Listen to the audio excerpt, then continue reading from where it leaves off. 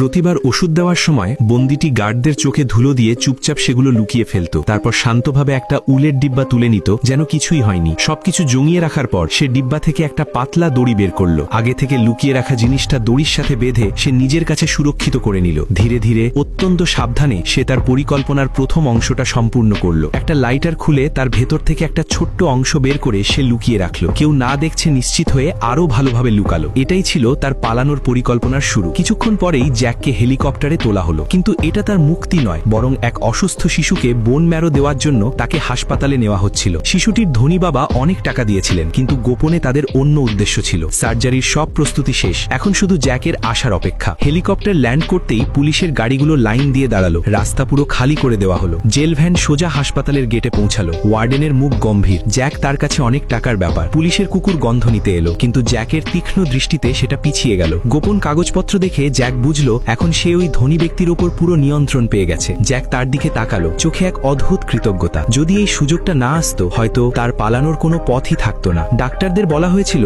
Jack খুব বিপজ্জনক, তাই তাকে হাতকড়া পরিয়ে স্ট্রেচারে শক্ত করে বাঁধা হয়েছিল। কিন্তু জ্যাক যখন ডাক্তারের সাথে ভদ্রভাবে কথা বলল, তখন ডাক্তার একটু নরম হলেন এবং ভাবলেন হাতকড়া খুলে দেওয়া যায়। ঠিক সেই মুহূর্তে জ্যাক তার গোপন পরিকল্পনা কাজে লাগালো, যাতে অ্যানেস্থেসিয়া তার উপর পুরোপুরি কাজ না করে। নার্স ইনজেকশন দিলেন। জ্যাক চোখ বন্ধ করে অপেক্ষা করতে লাগলো। শিশুটি অপারেশনের জন্য প্রস্তুত হয়ে বসে আছে। নার্স ভাবলেন জ্যাক এখনই বেহুশ হয়ে যাবে, কিন্তু তারা জানে না ঝড় এখনো আসেনি।